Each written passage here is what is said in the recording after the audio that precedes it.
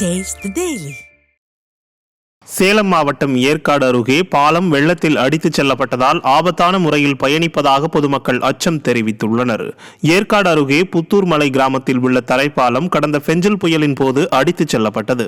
பல நாட்கள் ஆகியும் இன்னும் அதை சீரமைக்காததால் பொதுமக்கள் மற்றும் பள்ளி கல்லூரி செல்லும் மாணவ மாணவிகளும் அவதியடைந்துள்ளனர்.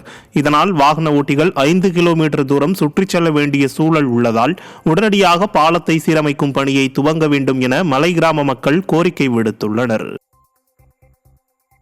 திருவண்ணாமலை மாவட்டம் சேத்துப்பட்டு அருகே அதிகாரிகளுக்கும் வியாபாரிக்கும் இடையே ஏற்பட்ட மோதலால் ஒழுங்குமுறை விற்பனை கூடத்தில் நெல்லுக்கு விலை நிர்ணயம் செய்யப்படாததை கண்டித்து விவசாயிகள் சாலை மறியலில் ஈடுபட்டனர். தேசூர் ஒழுங்குமுறை விற்பனை கூடத்தில் தகராறு செய்த வியாபாரி மீது நடவடிக்கை எடுக்குமாறு அதிகாரிகள் அலுவலர்கள் போராட்டத்தில் ஈடுபட்டதால் சுமார் 7200 நெல் மூட்டைகள் விலை நிர்ணயம் செய்யப்படாமல் தேங்கின. இதனால் ஆத்திரமடைந்த விவசாயிகள் இந்த போக்கினை கைவிட்டு உடனடியாக விலை நிர்ணயம் செய்து தேக்கத்தை சரி செய்ய வேண்டுமென சாலை மறியலில் ஈடுபட்டனர்.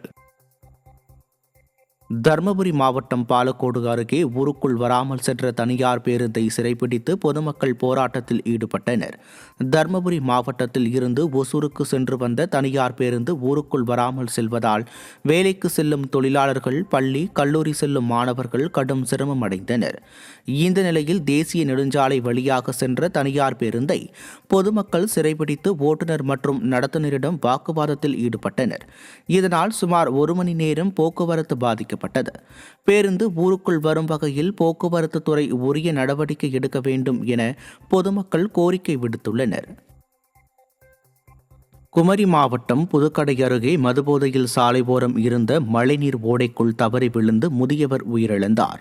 சுமார் 60 வயது மதிக்கத்தக்க அந்த முதியவர் சாலை ஓரம் இருந்த மழைநீர் ஓடைக்குள் இறந்து கிடந்ததை கண்ட பொதுமக்கள் இதுகுறித்து காவல்துறைக்கு தகவல் தெரிவித்தனர். இதையடுத்து அவரது உடலை மீட்ட காவல்துறையினர் அவர் யார், எந்த ஊரை சேர்ந்தவர் என்பது தொடர்பாக விசாரணை மேற்கொண்டு வருகின்றனர். திராவிட மாடல் ஆட்சியில் மதுபோதையால் தமிழ்நாடே சீரழிந்து வருவதாக பொதுமக்கள் குற்றம் சாட்டியுள்ளனர். கடலூர் மாவட்டம் சிதம்பரம் அரசு மருத்துவக் கல்லூரி முன்பு அண்ணாமலை பல்கலைக்கழக சங்கங்களின் கூட்டமைப்பு சார்பில் கோரிக்கை விளக்க ஆர்ப்பாட்டம் நடைபெற்றது. மருத்துவக் கல்லூரியை முழுமையாக அரசு கட்டுப்பாட்டில் கொண்டுவர அரசாணையை பிறப்பிக்க வலியுறுத்தல், மருத்துவக் கல்லூரியை அரசு ஏற்று 12 ஆண்டுகள் ஆகியும் மருத்துவமனையில் பணிபுரியும் ஊழியர்களுக்கு அரசு ஆணையின்படி கிடைக்க வேண்டிய எந்த பலன்களும் கிடைக்கவில்லை என்பன கோரிக்கைகளை வலியுறுத்தி முழக்கமிட்டனர். இதில் சங்க நிர்வாகிகள், மருத்துவக் கல்லூரி மருத்துவமனை ஊழியர்கள் உள்ளிட்ட பலர் பங்கேற்று ஸ்டாலின் அரசுக்கு எதிராக முழக்கமிட்டனர். கடலூர் மாவட்டம் சேத்தியாத்தோப்பு அருகே இளைஞர் உயிரிழந்த விவகாரத்தில் மர்மம் இருப்பதாக கூறி பெற்றோரும் உறவினர்களும் மாவட்ட ஆட்சியர் அலுவலக வாசலில் தர்ணா போராட்டம் நடத்தினர்.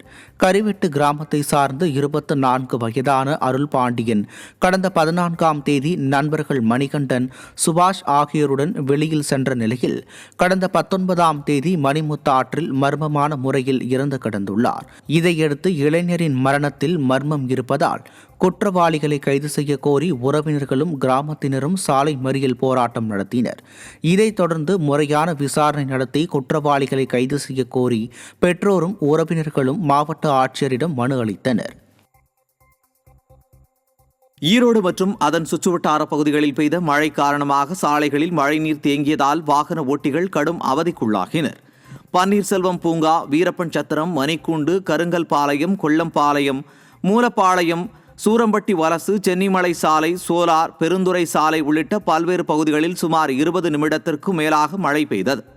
இதன் காரணமாக சாலையில் மழைநீர் வடியாமல் அப்படியே தேங்கி நின்றதால் வாகன ஓட்டிகள் கடும் சிரமத்திற்கு உள்ளாகினர். மாநகராட்சி பகுதியில் முறையாக மழைநீர் வடிகால் பணிகளை மேற்கொள்ள வேண்டும் என நிர்வாக திறனற்ற ஸ்டாலின் அரசுக்கு வாகன ஓட்டிகளும் பொதுமக்களும் வலியுறுத்தியுள்ளனர்.